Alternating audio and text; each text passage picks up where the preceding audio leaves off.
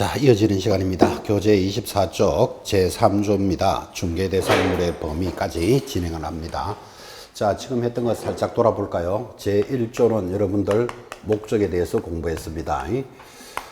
최근 5, 6년간은 출제가 안 됐지만 제1조 목적은 꾸준히 관리하셔야 됩니다. 이렇게 수업을 했고, 최종 목적 국민경제에 이바지한다. 그거 하나는 좀 기억을 합시다. 이렇게 전달했죠. 제2조 용어의 정의에 대해서 6가지를 근 1시간 이상 체크했는데, 이 용어의 정의 앞으로 계속 공부할 거니까 오늘 여러분들이 새기셔야 될 것은 반드시 암기해야 된다더라를 하나 가지고 가셔야 됩니다. 그래서 암기해야 될 것 모두 몇 개? 6개를 전달했다면 제3조는 중개대상물에 대해서 전달을 하고, 이 중개대상물까지가 총칙이다 이렇게 이야기합니다. 그래서 아까 수업 시작하시면서 총칙편에서 두세 문제가 출제됩니다. 이렇게 되어 있으니까 각 단원에 한 문제씩이다 이렇게 보시면 되겠죠. 자, 중개할 수 있는 물건에 대해서 법은 이렇게 제시를 합니다. 자, 제3조 법조문 한번 보겠습니다. 밑에 제3조 중개대상물의 범위 찾았습니까? 박스 보면 이 법에 의한 중개대상물은 다음과 같다. 1. 토지 동그라미 합니다.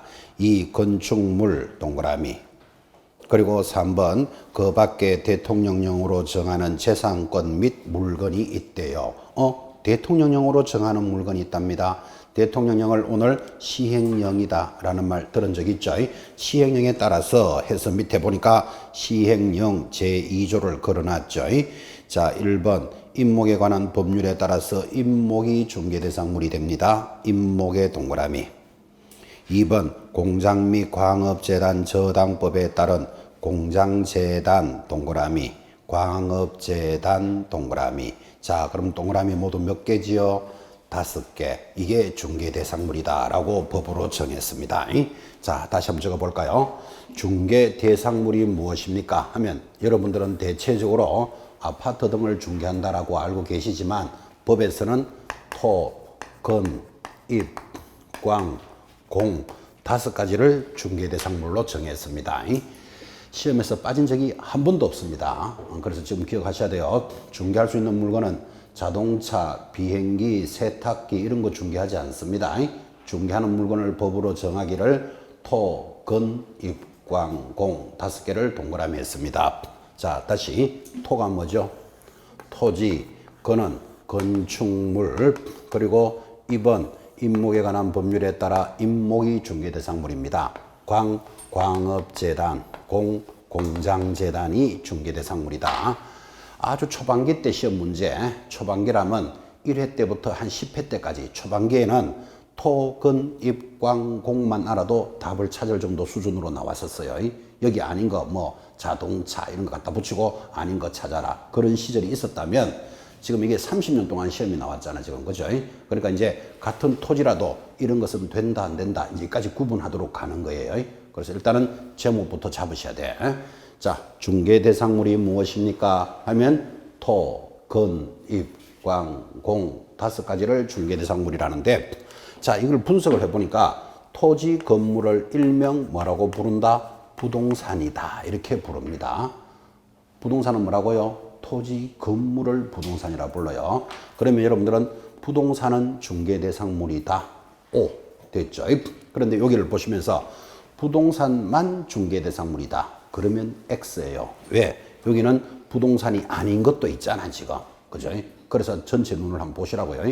그럼 이 3가지 물건은 부동산은 아니면서도 중개를 할 수 있으니까 이것을 뭐라고 부른다? 준부동산이다. 이렇게 부릅니다. 자, 준부동산을 부동산 학개론에서는 의제부동산이다. 그렇게도 해요. 같은 말이에요. 이 부동산으로 봐주는 것이다. 그런 뜻입니다.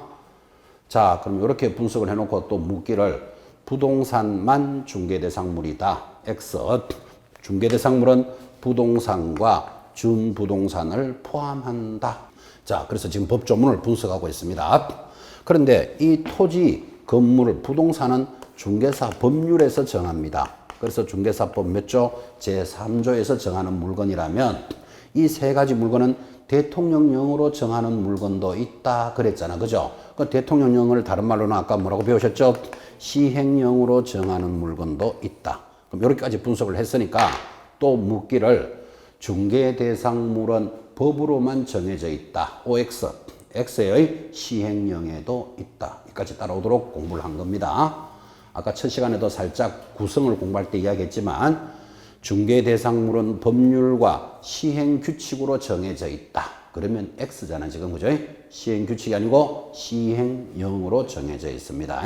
그래서 이제 법조문을 분석해 보셨고 이 부동산과 준부동산을 합쳐서 한마디로 부동산이다. 이렇게도 이야기합니다. 자, 그러면 여러분들이 구분해야 될 필요가 있죠. 여기도 부동산이 있고 여기도 부동산이 있으니까 이걸 구분하기 위해서 이것을 좁은 의미, 협의의 부동산이다. 그 다음에 이것은 준부동산을 포함하고 있으니까 광의의 준부동산, 광의의 부동산이다. 여기까지 분석하면 이제 분석은 다 했습니다. 자, 이제 기초적인 문제를 물으니까 문제 내봅니다. 보시면서 대답합니다. 중개 대상물은 부동산만을 의미하는 것이다. OX, X. 부동산에다가 준부동산이 포함되어 있습니다. 다시. 중개 대상물은 협의의 부동산을 이야기하는 것이다. OX, X입니다. 협의의 부동산은 토지 건물밖에 안 되잖아요. 광의의 부동산을 이야기하는 것이다. 이렇게 붙어야 됩니다. 지금 어떻게 하는지 느껴봤습니까? 자, 그런데 여러분 민법에서도 부동산을 배웁니다. 민법의 부동산은 뭐라고 할까요? 민법 제일 앞에 딱 보면 부동산이란 딱 적어놨어요. 민법에서 뭐라고 되어 있는가 하면 토지와 그 정착물을 말한다 그래요. 자, 민법에서 부동산은 뭐라고요? 토지와 그 정착물, 토지와 정착물이 건물이잖아요. 건물.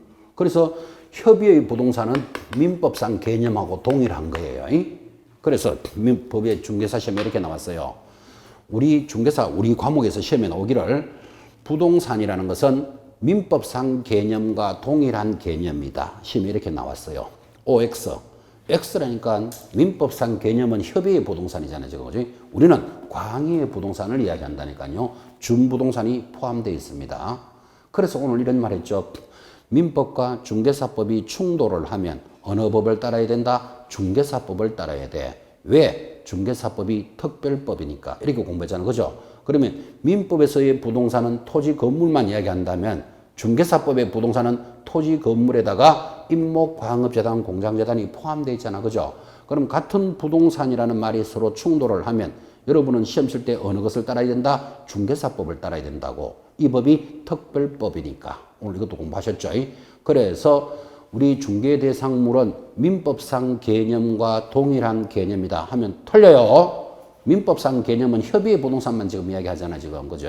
토지와 정착물. 그런데 우리는 준부동산이 포함되어 있으니까 같은 부동산이라는 말이 충돌하더라도 어느 법을 따라야 된다? 중개사법을 따릅니다. 그래서 중개사법이 특별법이다. 이렇게 공부하셨잖아. 아까. 그죠? 그래서 법의 성격까지도 연결해서 공부를 했습니다. 자, 그럼 크게 법 조문을 분석했다면, 자, 토지에 대해서는 이렇게 나갑니다. 교재 24페이지 제일 하단. 자, 이 물건들 중에서 첫째, 토지는 주라는 것입시오. 한 필의 일부에 대해서 지상권, 지역권, 전세권, 임대차를 중개할 수 있다. 줄 딱 꺼놓고. 자, 그럼 이런 말들을 이해하시려면 지상권이 뭔데, 지역권이, 전세권이 뭔데를 알아야 지금 이해가 되죠. 이것들은 어디서 공부한다? 민법에서 공부한다고. 이제 이러면 이제 권리라는 것에 대해서 한 발을 디딘 거예요. 그러면 우리 중개사법 시간에는 이거를 설명하는 게 아니고, 아, 이런 것들을 중개할 수 있다. 이렇게 기억을 해 놓는 거예요. 그리고 이제 민법 등 타 과목을 들으면서 솜씨를 넓혀갈 겁니다. 오른쪽 갑니다. 2번 건축물에 대해서는 1. 판례상 중개대상물의 건축물에는 민법상 부동산인 건축물에 한정된다고 하여 줄 것입니다. 지붕, 기둥, 그리고 주벽을 갖추어야 중개대상물이 될 수 있다. 그런데 2번 더 재밌습니다. 신축 중인 지붕과 기둥, 신축 중에 동그라미 딱 해놓으시고 지금 짓고 있는 거다 이 말이죠. 기둥 그리고 주벽을 갖춘 미등기 건물이나 무허가 건물도 중개대상물에 해당한다. 아, 또 재밌는 말 하죠. 우리 중개사법에서 건물은 등기되는 것만 중개한다. 그러면 틀려요. 미등기 건물도 중개할 수 있고 무허가 건물도 중개할 수 있습니다. 여러분 옥탑방 혹시 이런 말 들어봤나요? 2층에 무허가로 지은 방인데 그거 전세 얻으면 된다고. 무허가 건물도 되고 미등기 건물도 중개할 수 있습니다. 중개사법에서는 건물의 범위를 크게 정리하고. 자, 쭉 내려가면 2번 임목에 관한 법률에 따라 임목이라는 것 찾았습니까? 자, 여러분 아주 생소한 물건이 하나 보이시죠? 임목의 동그라미. 임목은 서 있는 나무를 임목이라 합니다. 주목합니다. 임목이 뭐라고요? 서 있는 나무다. 그러면 지금 강남대로 여기 길에 나가시면 길가에 전부 나무가 서 있는 거 보셨죠? 그거 임목일까요? 아닐까요? 그거는 가로수입니다. 가로수. 임목은 아니라고. 그러면 여러분 강남대로변에 있는 저 나무들을 여러분 니 하나 살래요? 팔래요? 이렇게 중개하는 거 아닙니다. 그런 나무는 임목이라 부르지 않고 가로수 이렇게 부릅니다. 가로수는 서울시청이나 나라에서 관리하는 나무들이에요. 여기 있는 임목이라는 것은 등기된 나무를 임목이라고 부릅니다. 여러분 등기된 나무 본 적 있습니까? 서울에 사는 대도시 있는 사람들은 거의 본 적 없습니다. 이런 나무를 재산으로 관리하는 곳. 여러분 나무 한 그루에도 수억짜리가 있는 건 아십니까? 청량목 이런 좋은 나무들이 있을 겁니다. 남대문이 불에 탔죠. 그래서 그걸 복원했죠. 몇 년 전에. 그때 사용한 나무들이 청량목 이런 걸 가지고 복원했다. 이런 게 뉴스에 나오는데 나무 한 그루에 수천만 원짜리가 있습니다. 이런 나무들은 등기를 해가지고 부동산으로 봐줍니다. 그거를 뭐라고 부른다? 임목이다. 이렇게 불러요. 부동산으로 봐주니까 이거를 준부동산이다. 그러는 거예요. 자, 그러면 이제 기초 단계에서 여러분들은 깊게 갈 필요 없고, 임목은 등기된 나무다. 그거 하나를 기억하시는 거예요. 등기된 나무. 거기 적어 놨잖아요. 자, 오른쪽 2번에 1번, 동그라미 1번 다시 줄 하나 끕시다. 임목이란 토지에 부착된 수목의 집단으로서 소유권 보존 등기를 받은 것을 말한다. 봐요. 등기한 것을 임목이라 한다. 그거 하나를 기억하시라 이 말이에요. 그 다음 이 법을 처음 공부하시는 분은 소유권 보존 등기라는 말도 어려워요. 여러분들한테는 이제 언제 어느 시간에 배운다? 등기법 시간에 공부합니다. 보존 등기는 처음 하는 거, 소유권을 처음 할 때 보존 등기라 그래요. 근데 전세권이나 지상권을 처음 하면 설정 등기라고 불러요.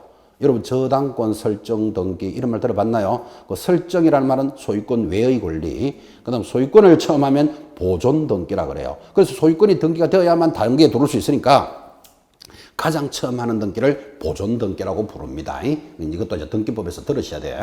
민법에서도 할 거예요. 민법에서도 그건 법은 법대로 계속 돈다 그랬잖아. 그죠?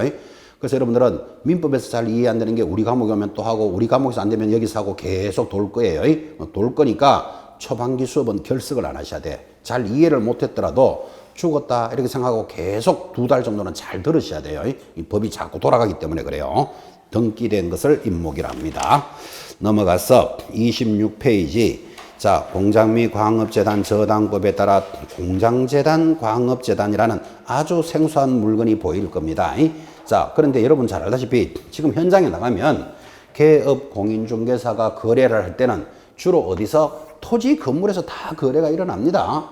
여러분 임목, 나무죠. 광업재단, 공장재단은 준부동산인데 평생 중개업을 해도 한 건도 안 하는 사람이 태반입니다. 할 일이 별로 없으니까. 그러면 시험 문제도 어디서 거의 다 나온다? 토지 건물에서 거의 다 나오는 거예요.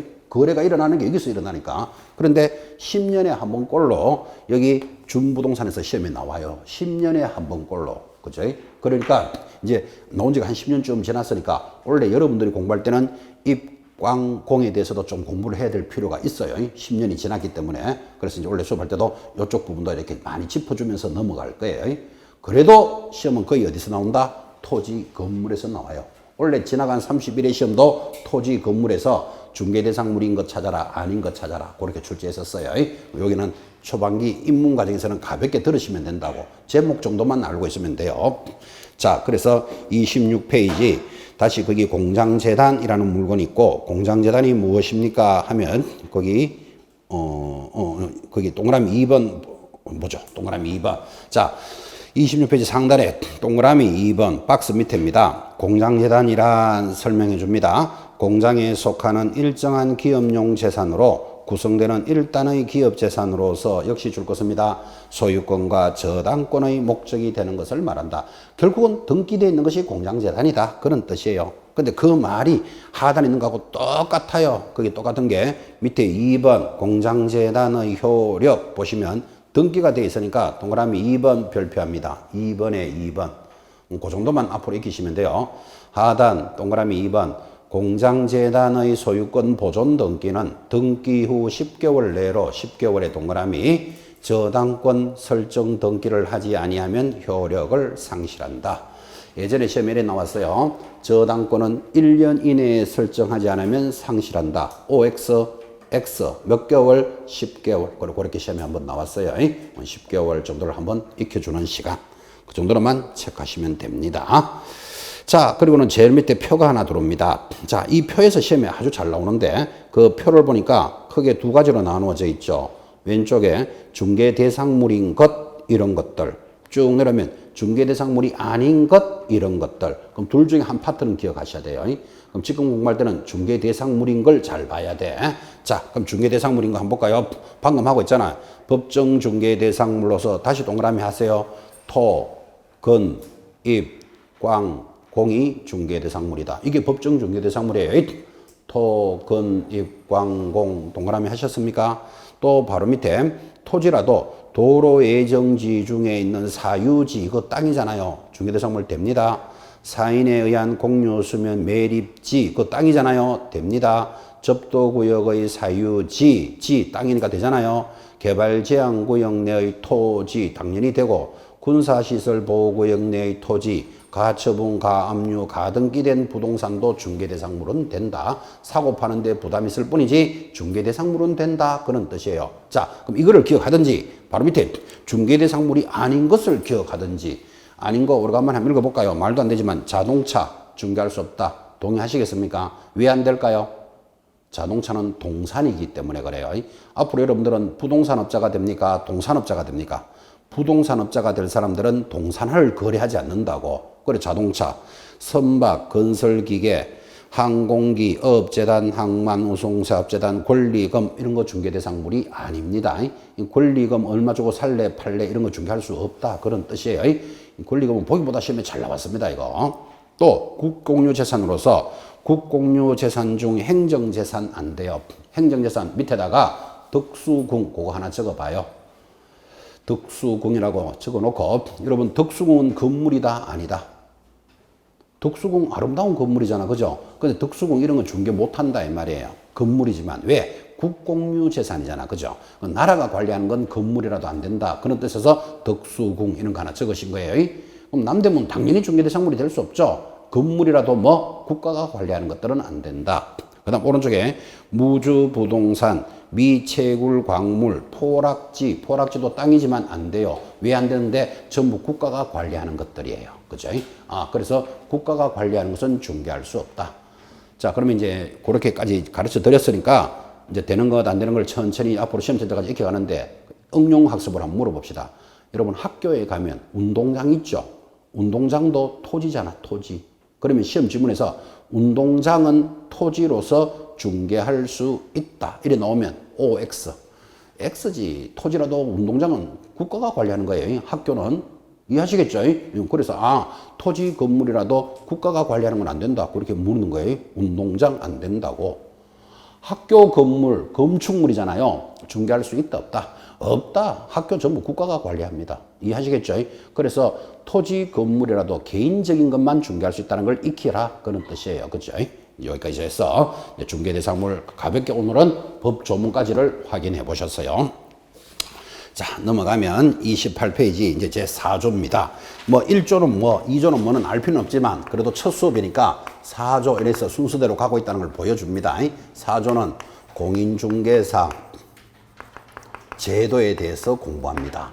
자, 이 단어는 또 자존심 단어이죠. 여러분이 지금 공인중개사를 공부하고 계시잖아요. 그러면 이 시험을 누가 치면서 언제 실시하고 시험 과목은 뭔데 이런 것들이 시험에 나와요. 근데 이건 모르면 참 짜증난다 그죠? 내가 이 시험을 준비하는 사람으로서. 그래서 공인중개사 제도 여기서도 한 문제가 나오기 때문에 자 가볍게 갑니다. 이 공인중개사 제도에 대해서는 그래도 좀 어려운 게 1번 공인중개사 정책심의위원회가 어려워요. 거기 별표 딱 찍으십시오. 여기서 나올 때가 좀 어렵고 그 뒤편은 쉬운데 자 공인중개사 정책심의위원회라는 걸 설명을 하려고 이렇게 이야기합니다.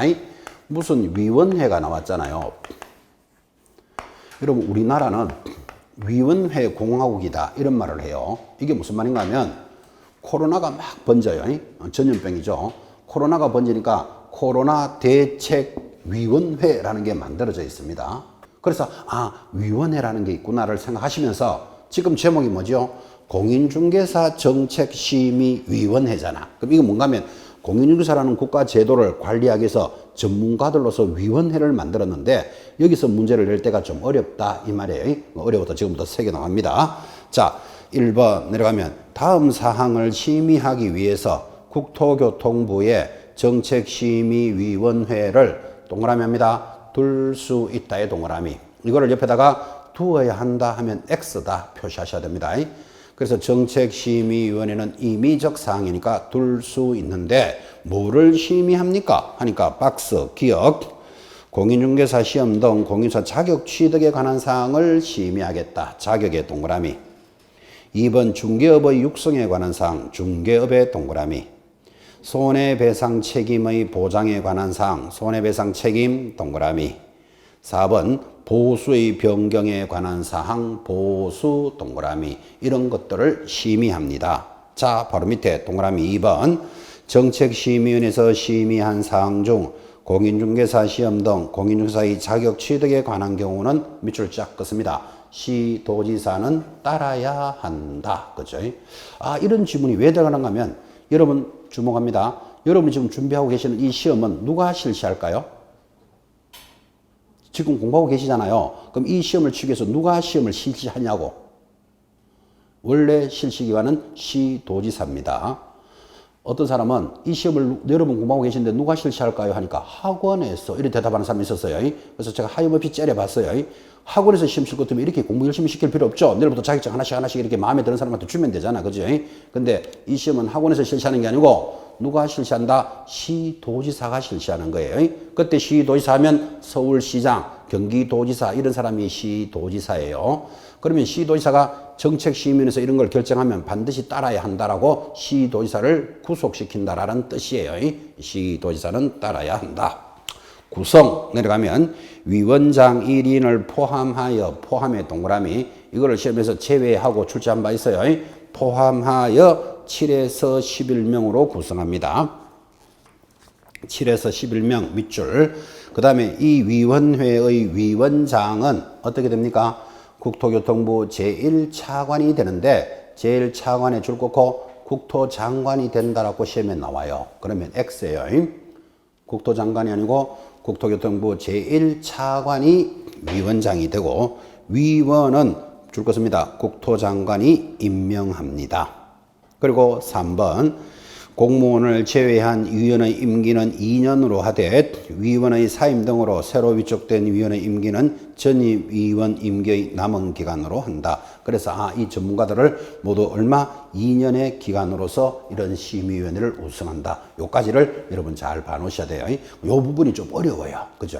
그래서 정책심의위원회라는 게 있다 정도만 잡으시고 하단에 위원장의 직무, 오른쪽에 운영은 어떻게 하고 이것들은 참고로 읽어보시기 바랍니다. 이제 한 장 넘기시면 본론입니다. 30페이지 시험 제도입니다. 여기가 시험에 문제가 나옵니다. 자, 지금부터 첫 번째 1번에 1번. 그래도 명색이 내가 시험을 준비하는데 이 시험을 누가 실시하느냐 이 정도는 알아야 안 되겠습니까? 그래서 시험 시행기관장 줄 딱 꺼놓고 별표입니다. 1번 공인중개사가 되려는 자는 시도지사가 실시하는 시험에 합격하여야 한다. 시도지사의 동그라미. 그리고 동그라미 2번 국토장관은 이렇게 나옵니다. 국토장관의 밑줄. 시험 수준의 균형 유지 등을 위해서 필요하다고 인정하는 때는 대통령령으로 정하는 바에 따라 직접 문제를 출제하거나 시험을 시행할 수도 있다. 이렇게 나오니까 자 이제 제가 묻습니다. 공인중개사 시험의 원칙적 실시기관은 누굽니까? 하면 시도지사 이렇게 부릅니다. 그 다음 방금 보니까 예외적으로 누구도 실시할 수 있다. 국토장관도 실시할 수 있다. 지금 이렇게 이야기한 거예요. 지금 이렇게 정리해 줬으니까 시험에 당연히 안 물었겠습니까? 원칙적 실시기관 국토장관 벌써 X죠. 예외적 실시기관 시도지사가 하면 X예요. X. 그래서 원칙과 예외를 잘 보셔야 돼요. 제 기억으로는 5년 전에 문제의 1번 문제 이거였어요. 원칙적 실시기관은 국토장관이 되고 하면 틀리는 게 1번 문제의 답이었다고. 그죠? 그래서 명색이 공부를 하시는 분은 내가 공부하는 이 시험을 누가 실시하는지는 반드시 기억하셔야 됩니다. 자, 다시. 여러분 준비하시는 이 시험은 원칙적으로 누가 실시한다? 시도지사가. 예외적으로 국토장관. 자, 그러니까 앞으로 여러분 시험에 합격하시면 공인중개사 자격증이 나오겠죠. 그 자격증을 누가 줄까요? 시도지사가 교부하는 거예요. 그럼 여러분은 서울 사람이면 밑에 서울특별시장 이렇게 딱 찍어놨어. 그죠? 만약에 내가 몸은 서울에서 공부하지만 주소가 경기도 하남이나 경기도 구리로 되어 있는 사람도 있을 수 있잖아요. 뭐 경기도 용인도 있을 수 있고 그러면 경기도지사가 지급해줘요. 그래서 자격증은 누가 교부한다? 시도지사. 요거 기억해 놓으셔야 돼요. 원칙적 실시기관장이 주는 거예요. 이거를 보면서 우리는 그죠? 뭐를 배우는가 하면 공인중개사 자격제도는 국가 자격증이구나를 알 수 있어요. 여러분 시도지사나 국토장관은 국가기관이잖아. 그죠? 여러분 지금 밖에 나가시면 자격증이 많잖아요. 뭐 영양사 자격증도 있고 물리치료사 자격증도 있고 의사 면허증도 있고 변호사 자격증도 있고 우리나라의 자격증이 얼마나 많아요. 그죠? 그 많은 것 중에 한 반 정도가 국가 자격증. 그 다음에 나머지 반 정도는 일반 사자격증이에요. 근데 보편적인 사람들은 그거 구분 잘 못합니다. 이게 국가 자격증인지 사자격증인지 왜? 뭐 그거 알 필요 없이 나는 그 자격증 따는데 목적이 있는 사람이니까 이게 국가 자격증이다 뭐다를 알 필요는 없잖아. 그죠? 대표적으로 빌딩 관리사라는 자격증이 있어요. 국가 자격증이다, 일반 자격증이다. 그런 거 일반 자격증이에요. 그 이제 빌딩 관리 협회에서 주는 자격증이에요. 그래서 여러분이 지금 준비하시고 있는 공인중개사 자격증은 시험기관이 국가기관이기 때문에 국가공인자격증이다라는 것도 간접적으로 알 수 있다. 이런 뜻이에요. 그래서 여러분 프라이드를 가지고 공부하셔야 돼요. 나는 국가자격증을 준비하는 사람들이다. 그죠? 사자격증이 아니죠. 의사시험이 있다는 거 아십니까? 의사시험에 합격해야 의사자격증이 나오겠죠. 의사시험 누가 실시할까요? 그냥 국가인데 국가가 뭐 크잖아 범위가. 그죠? 정확하게 보건복지부에서 실시해요. 그럼 의사 자격증은 누구 이름으로 받는다? 보건복지부 장관 이름으로 받는 거예요. 여러분 약국에 약사 자격증 걸어놨는 거 보셨습니까? 그럼 약사 시험도 쳐서 합격해야 되겠죠? 약사 자격증 누가 교부할까요? 보건복지부 장관이라고 돼 있어요. 그러면 보건복지부에서 시험을 시행한다 그런 뜻이에요. 내일 모레 우리나라에서 가장 국가 자격증으로 시험 많이 치른 시험이 뭘까요? 수능이에요. 수능. 국가 자격증 중에서 인원이 제일 많이 참여하는 거. 수능 시험이 원래 코로나 때문에 한 20일 연기돼 가지고 11월 말, 이달 말쯤에 이제 시험이 있는데 몇 명쯤 응시할까요? 잘 모르시죠? 관심 좀 가져봐요. 국가에서 실시하는 시험 중에 인원이 제일 많은 거 수학 능력 시험이에요. 수학 능력이라는 말은 대학교 공부를 할 수 있는 능력을 보겠다라는 시험이에요. 그거 합격해야 대학을 갈 수 있는 거예요. 무슨 말인지 아시겠죠? 그 대학 수학 능력 시험인데 수능이라 그러잖아요. 그죠? 누가 실시한다? 교육부에서 실시해요. 그래서 이게 국가 자격증이에요. 그것도. 그 다음 수능 시험이 국가가 실시하는 인원 중에서 제일 많이 참여하니까 국가가 그날은 비상 걸린다 그랬죠. 아침에 뭐 출근 시간을 늦춰라, 비행기를 그쪽에 오지 말게 해라, 뭐 어쩌고 저쩌고 완전 국가가 비상 걸립니다. 50만 명 정도 응시합니다. 그 다음 수능 다음으로 시험 많은 게 뭘까요? 국가 자격증 중에 공인중개사 시험입니다. 원래 34만 명 정도가 원서를 냈습니다. 근데 조금 통계는 다릅니다. 34만 명이 내더라도 전부 다 시험에 친다는 보장은 없잖아요. 그래서 통상 30% 정도는 결시해요. 이게 30년 동안 통계예요. 옆집 아저씨 내니까 나도 원서 한번 내본다. 이런 사람들이 30% 된다니까. 그죠? 그래서 원래 응시를 26만 명쯤 했어요. 시험 응시하는 건 접수되는 거 나왔고 시험 치는 사람이 지금 끝났잖아. 그죠? 그럼 여기서 이제 합격자는 몇 명이 나올 것인가? 이렇게 나오겠죠. 언제 발표한다? 시험일로부터 한 달 뒤에 발표하도록 우리 법에 돼 있어요. 지금 배울 건데. 그러면 뭐 11월 3일인가가 이제 합격자 발표해요. 얼마나 될지는 이제 그때 한번 봐야 되겠죠. 자, 여러분한테 이야기하는 거. 우리 중개사 시험은 원칙적 실시간이 누구? 시도지사, 예외적으로 국토장관. 이걸 보고 국가 공인 자격증이구나 라는 것을 알 수 있다. 이렇게 전달했고.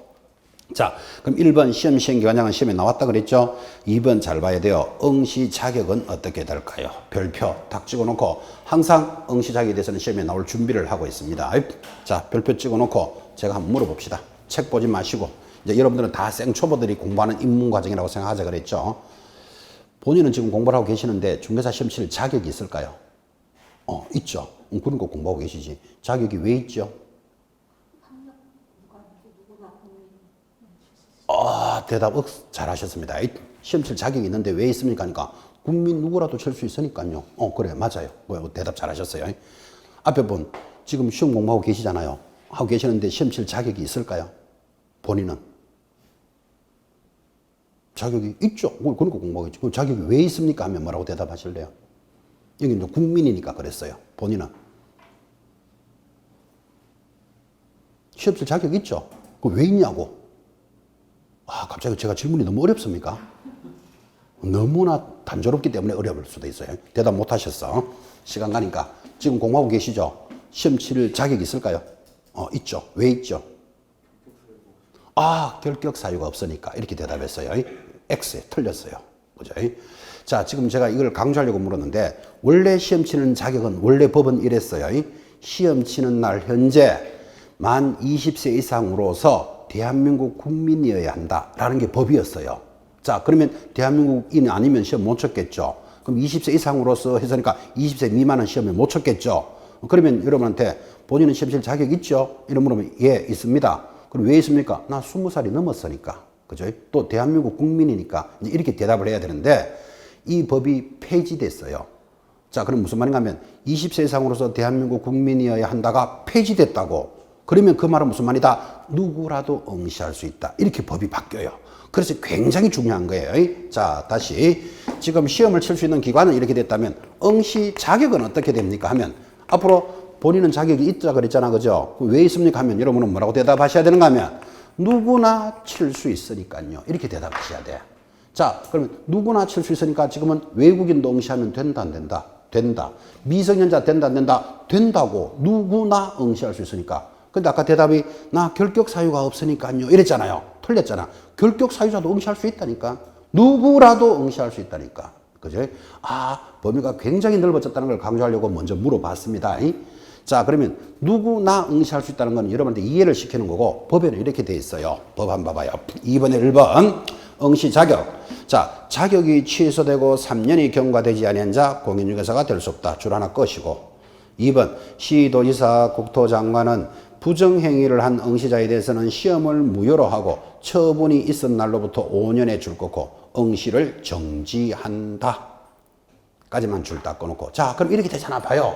시험은 누구라도 응시할 수 있는데 못 치는 사람은 두 사람이 있어요. 첫 번째, 자격증이 있다가 취소된 자는 몇 년 동안 3년간 응시할 수 없다. 지금 줄 거는 게 그거잖아. 그죠? 그 다음 시험에서 부정행위를 하여 부정행위자로 적발된 자는 몇 년 동안 5년 동안 응시할 수 없다. 그럼 이 두 사람 빼고는 누구라도 다 되는 거예요. 그렇죠? 뭐 대한민국 국민이어야 한다, 외국인은 안 된다 이런 말 있다 없다? 없잖아. 결격 사유자 안 된다 이런 말 없잖아 지금. 그죠?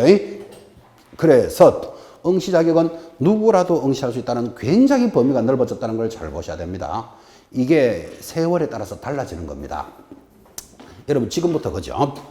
거기 삼성전자라든지 어떤 기업체의 모집 요강을 한번 보십시오. 신문이라든지 홈페이지 들어가 보시면 뭐 고등학교 이상 졸업자로서 뭐 대한민국 국민이고 군대를 필요한 자 이런 조건 없어졌습니다. 이제 왜 그러면 응시는 누구라도 많이 해라. 많이 하고 뽑는 기관에서 자기들이 필요한 사람 알아서 뽑으면 될 거지 시험 치는 자체를 제한하지 마라 라는 게 세월이 바뀌는 거예요. 그래서 삼성전자 거기 입사 요강 보시면 대학 졸업사로서 이런 말 없어요. 그죠? 어쨌든 대학 졸업이 했거나 말거나 누구라도 응시는 해라 이거지. 그 대신 자기들 기관에서 필요한 사람 알아서 뽑겠지. 그죠? 예전에 그죠? 한 10년 전에는 이런 입시 요강 보면 이런 거 보셨나요? 뭐 고졸 이상으로서 용모 단정한 자 이런 거 광고에 적어놓은 거 있을 거예요. 웃기는 이야기잖아요. 용모 단정하다를 누가 판단하는데, 그죠? 그럼 용모 못생긴 사람은 응시도 하지 말라는 말이 되잖아요. 이게 지금, 그죠? 그러던 시절이 있었어요. 이제 세월이 많이 바뀌었어요. 그래서 응시 자격은 어떻게 된다? 누구라도 응시해라라고 바꿔놨다니까, 그죠? 그런데 안 되는 사람이 두 사람이 있으니까 이 두 사람이 시험에서는 아주 중요하겠죠. 자격이 있다가 취소가 된 자, 자격이 있다가 취소 왜 됐을까요? 아까 했잖아. 자격 정지, 자격 취소 살짝 공부하셨죠? 공인중개사가 위반하면 자격이 취소되는데 자격이 한번 취소된 자는 취소된 자를 내일부터 중개업을 하라 이럴 수는 없는 거라고. 그래서 3년 동안 시험 못 쳐요. 두 번째, 시험에서 부정행위로 적발된 자는 5년 동안 응시 못 해요. 그럼 이 두 사람 빼면 누구라도 응시하는 거예요. 자, 그러면 아까 물었을 때 제가 본인은 시험 칠 자격이 있습니까? 있습니다 하면 뭐라고 대답해야 된다? 누구라도 응시할 수 있으니까. 그리고 나는 부정행위자나 자기 취소된 적은 없으니까 응시할 수 있다. 이렇게 대답하셔야 된다고. 근데 아까 결격 사유가 아니니까요. 이랬잖아. 결격 사유자도 응시할 수 있다니까요. 그지? 그래서 개념을 크게 잡으셔야 됩니다. 자, 그럼 이렇게 잡혀 있다면 시험은 이렇게 들어옵니다. 우리나라에 베트남 여인들 많이 들어와 있는 거 아시죠? 그죠?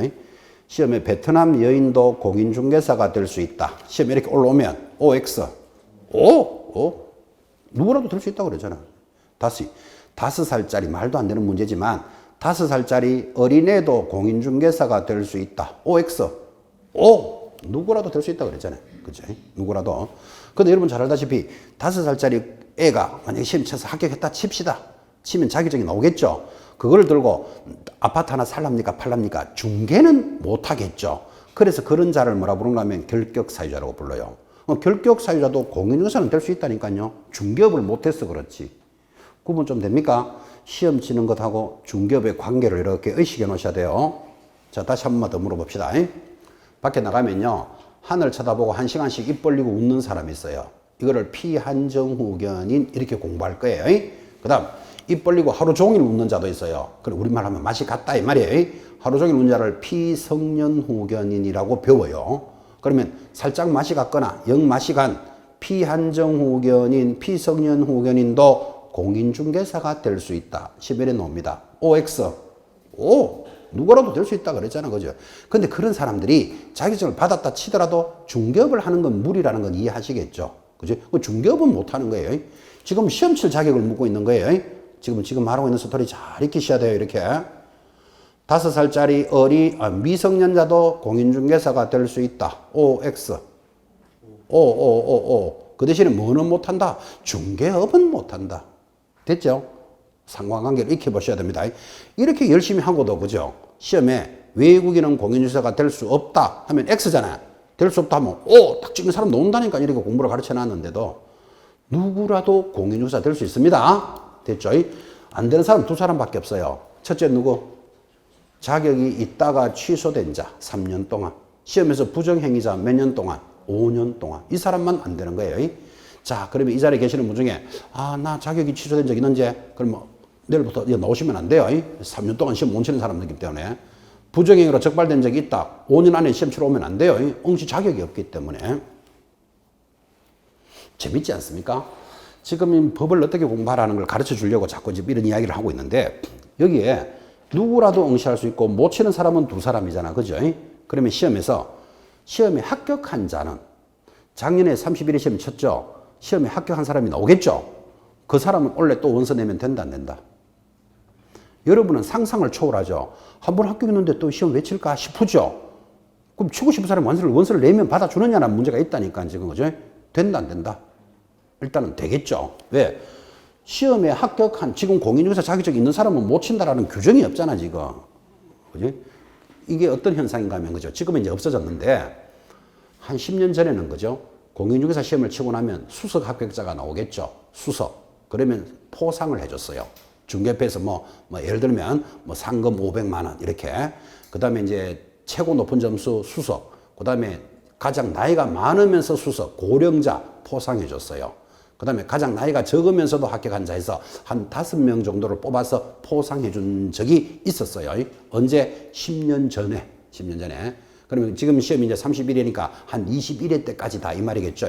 그럼 1회 시험으로부터 21회 때까지는 최고 득점자, 그 다음 최고령 합격자, 최연소 합격자 이러면서 포상해주던 시절이 있었는데 22회 시험부터 이제 그런 게 없어졌어요. 이게 왜 없어졌는가 하면 우리 시험은 여러분 알다시피 99점으로 1등 해야 될 이유가 없잖아요. 60점 이상이면 모두 합격이다. 절대평가에 굳이 수석 합격의 의미가 없잖아. 해서 이제 그런 제도가 없어졌어요.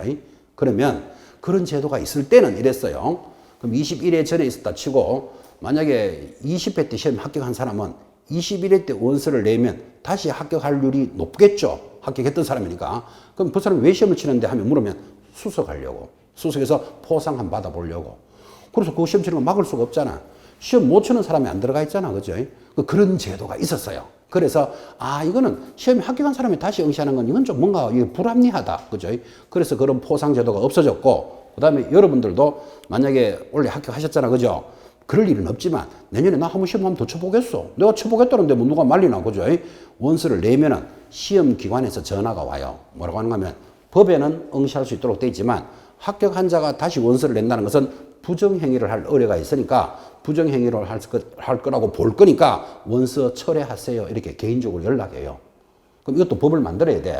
기합격한 자는 응시할 수 없다. 이렇게 만들어야 되는데 법에는 그래 안 돼 있잖아 지금. 그래서 법이 어떻게 움직인다를 한번 보라고 지금 이야기하는 거예요. 재미로. 그래서 여러분들은 합격하시고 난 뒤에 원서 내면요. 원서 내면 시험기관에서 컴퓨터로 딱 걸러지니까 왜 합격하셨는데 다시 원서 냈습니까? 부정행위로 취급할 겁니다. 그 원서 철회했어요. 이렇게 해서 시험을 못 치도록 만들어요. 그 다음에 또 더 기상천외한 이야기가 있어요. 우리 시험에서 여러분 알다시피 1차에 합격한 자는 다음에 1차를 면제해줘요. 자, 그럼 이렇게 되겠지. 31회 시험에서 1차를 합격했다. 그러면 32회 때는 뭐만 치면 된다? 2차만 치면 되겠죠. 그죠? 이렇게 알고 있는데 어떤 사람은 이래요. 31회 1차를 합격한 자가 32회 시험 칠 때 1차, 2차를 원서를 같이 내요. 자기는 2차만 치면 되는데 왜 내는가 하면 혹시 내가 2차가 안 되고 1차가 되면 내년에 또 1차를 면제하려고. 이게 되겠죠? 기상천외하다니까 여러분이 만약에 원래 1차 합격했다. 그러면 내년에는 뭐만 준비한다? 2차만 준비하겠죠, 상식적으로. 근데 원서를 1차까지 같이 내버린다니까. 그래서 시험 치는 날 1, 2차를 같이 쳐요. 해가지고 만약에 자기가 원하는 2차 돼버리면 되지만 안 됐는데 1차는 다시 또 합격했다면 또 그 다음 해 또 면제받을 수 있잖아. 그죠? 이렇게 연속으로 면제하는 걸 방지하기 위해서 또 시험 기관에서 뭐라고 해놨는가 하면 1차 합격한 자가 그 다음 해에 1차 원서를 내는 건 자유인데 만약에 1차는 안 되고 자기가 원하는 2차만 되면 원래는 2차만 되면 성과가 달성됐잖아. 그죠? 이 시험을 무효로 하겠다. 이렇게 딱 정해놔 버려요. 그러면 원래 1차 합격한 자가 내년에 1차 될 자신이 있어도 1차 원서 내는 게 좋다, 안 내는 게 좋다. 무조건 안 내야 돼. 잘못하면 시험 무효되는 수가 있으니까. 그렇게 해서 이제 제안을 하는데 이 상상을 의뢰를 초월합니다. 우리가 생각하면 이렇잖아. 1차 합격하면 내년에 2차만 당연히 준비하지. 근데 1차를 친다니까 그 사람. 왜 친다? 혹시 2차 안 되고 1차 되면 내년에 또 면제 받으려고. 이거를 이중 면제를 방지하기 위해서 그렇게 해놓습니다. 만약에 1차 내는 건 못 말리겠는데 1차 원서를 냈다가 2차만 되면 자기는 2차만 되면 원래는 목적이 달성된 사람인데 1차 안 되는 걸로 해서 무효하겠다 이렇게 했어요. 이렇게 딱 정해줘 버리니까 결국은 1차 된 사람 2차 원서 내는 게 유리하다 안 내는 게 유리하다. 무조건 안 내야 돼. 이제 그렇게 제도를 만드는 거예요. 법조문이 아주 참 재밌습니다. 자, 그 법이 어떻게 흘러간다는 걸 한번 보라고 지금 여담으로 이야기 드렸는데 응시 자격 중요합니다. 누구라도 응시할 수 있다. 그런데 못 치는 사람이 2사람이 있었습니다. 2번 내려가면 시험의 시행과 자격증 교부 동그라미 1번 줄 것입니다. 시험은 매년 1회 시행한다. 법에 이래 되어 있습니다. 자, 동그라미 1번 줄 것입니까? 시험은 매년 1회 시행한다. 시험 1회 나오면 OX. X입니다. X. 1회가 아니고 1회 이상 시행한다. 이래 되어 있잖아. 그죠? 이런 거 못 찾아내면 틀려요. 1회 이상 시행합니다. 왜 1회 이상이라고 되어 있는가 하면 지금 1차와 2차로 구분되어 있는데 하루에 다 치잖아요. 근데 원래는 1차 시험 치는 사람을 합격한 자를 모아서 2차만 칠 수 있어. 그러면 1년에 2번 쳐야 되잖아. 그죠? 근데 공인중개사는 하루에 다 칠 뿐이에요. 그러니까 법조문은 어떻게 돼 있다? 1회 시행한다가 아니고 1회 이상 시행한다. 이렇게 돼 있다고. 이런 조심스러운 조문을 못 느끼면 점수 연결 안 됩니다. 자, 이상 체크하시고 이제 오른쪽 갑니다. 31페이지 상단에 4번 시도지사는 동그라미 놓고 합격자가 공고된 날로부터 1개월 내로 1개월에 줄 거 놓고 자격증을 교부하여야 한다. 굉장히 시험에 잘 나왔습니다. 자격증 누가 교부합니까? 시도지사가. 그거 잘 나왔다고요. 이거를 국토장관은 하면 벌써 틀리잖아요. 또 시험 시행 기관장은 하면 틀리잖아요. 누가 교부한다고요? 시도지사가 교부한다. 잘 보셔야 되고. 자, 또 내려가면 3번. 당연히 자격증에서 시험에서 빠질 수 없는 거. 이렇게 받았던 자격증을 양도되어 하여서는 안 된다. 여러분 주목합니다. 자격증을 양도한다는 뜻이 뭐죠? 니 써라 주는 거 양도예요. 대여는 뭐죠? 한 달에 얼마씩 주고 써라. 이거를 대여라 그래요. 그래서 우리 중개사법은 돈 받고 주거나 안 받고 주거나 양도 대여 자체를 금지하는 거예요. 자, 그러면 시험에서 양도 대여 할 수 있습니까? 이런 수준의 문제는 안 됩니다. 수험생이 당연히 안 되는 줄 알기 때문에 양도 대여 하면 제재가 시험에 나온다니까요. 파란 것이 줄 것입니다. 자격이 취소되고 1년 징역 1,000만 원 벌금이다. 이게 매년 시험에 나옵니다. 양도대여는 자격 취소되고 1년에 1,000. 자까지만 익히시고 제4조 공인중개사 제도는 가볍죠. 여러분이 공부하는 단원이니까 여기까지를 오늘 수업으로 정리를 합니다. 한 장 넘겨보십시오. 한 장 넘겨보시면 다음 주에는 이제 사무소 개설 등록이라는 단원으로 접어드는데 여기서부터가 우리 수업의 본론입니다. 오늘 여러분 1조, 2조, 3조, 4조까지가 총칙 앞에 서러운 부분이고 각 조문에 한 문제씩 예상되어 있습니다. 이렇게 이야기했잖아. 그죠? 이제 드디어 자격증을 이렇게 취득을 하면 자격증 누구한테 받죠? 시도지사로부터 받으면 언젠가는 중개업을 하시겠죠. 그 중개업을 하려면 뭐 해야 된다? 등록을 해야 돼요. 그래서 다음 주 수업이 이제 등록이라는 단원이 출발한다고. 그러니까 우리 단원의 본론이잖아. 자격증을 여러분 받는 이유가 뭐죠? 언젠가는 중개업을 하려고 받는 거니까 등록의 절차부터가 이제 본론으로서 다시 만나게 되는 겁니다. 다음 주부터가 오리지널 본론입니다. 자, 대단히 수고하셨습니다. 다음 주에 뵙겠습니다.